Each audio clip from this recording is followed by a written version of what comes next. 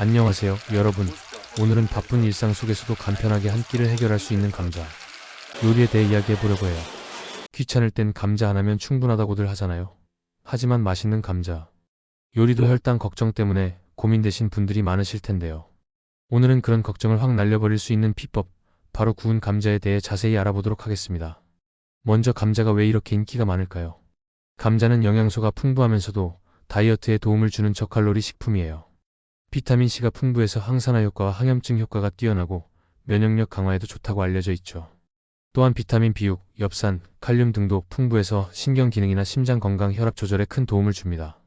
이렇게 여러 건강상의 이점을 가진 감자는 우리 식탁에서 빠질 수 없는 식재료로 자리 잡고 있는데요. 그런데 감자를 어떻게 조리하느냐에 따라 건강 효과가 달라진다는 사실 알고 계셨나요? 농촌진흥청과 경희대학교에서 공동 발간한 자료에 따르면 감자를 찌거나 굽는 방법에 따라 혈당 지수가 크게 차이가 난다고 해요. 예를 들어 찐 감자의 혈당 지수는 93.6에 달하지만 구운 감자는 78.2로 낮아집니다. 이 말은 같은 양의 감자라도 찌는 것보다는 굽는 것이 혈당을 덜 올린다는 것을 의미해요. 그렇다면 왜 구운 감자가 더 좋을까요? 구운 감자는 조리 과정에서 기름을 사용하지 않으면서도 감자 자체의 풍미를 그대로 즐길 수 있기 때문이에요.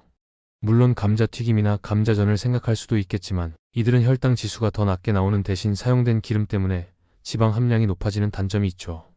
특히 감자전의 혈당 지수는 28, 감자튀김은 41.5로 나오지만 과도한 지방 섭취는 심혈관 질환의 위험을 높일 수 있으니 주의가 필요합니다. 따라서 지방과 혈당을 동시에 고려한다면 구운 감자가 가장 이상적인 조리법이라고 할 수 있어요. 또한 감자를 굽거나 찔 때는 껍질째 조리하는 것이 매우 중요해요. 감자 껍질에는 식이섬유가 풍부하게 들어있는데 이 식이섬유가 소화효소의 방어막 역할을 하여 탄수화물이 당으로 분해되는 속도를 늦춰주거든요. 도정한 곡물과 비교했을 때 껍질이 남아있는 통곡물의 혈당 상승 속도가 느린 이유와 같은 원리예요.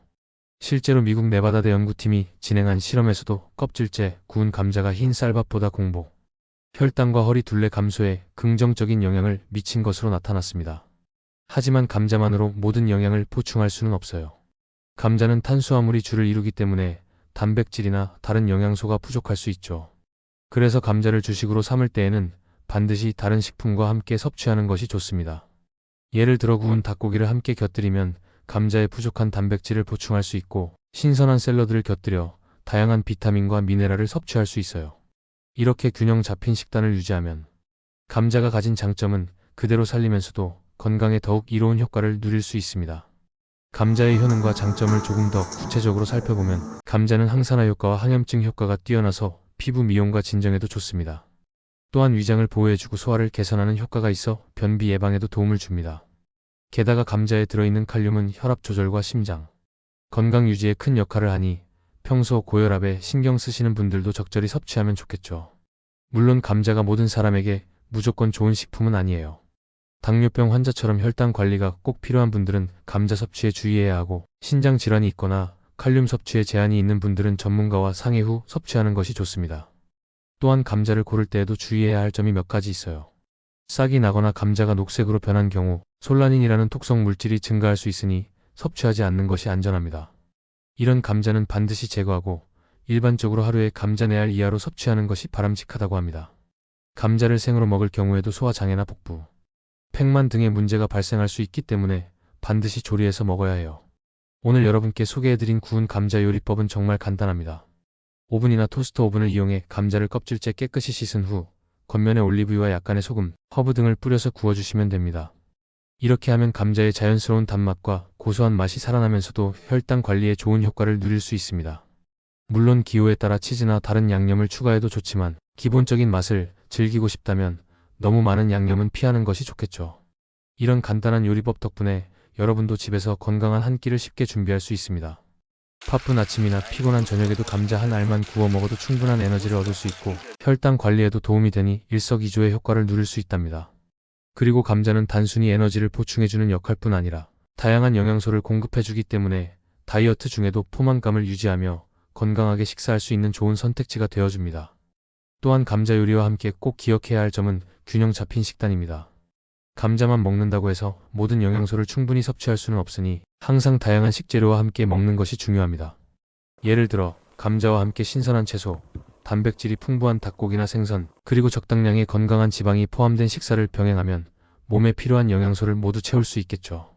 특히 요즘처럼 바쁜 현대인들에게는 간편하면서도 균형 잡힌 식단이 큰 도움이 될 수 있습니다.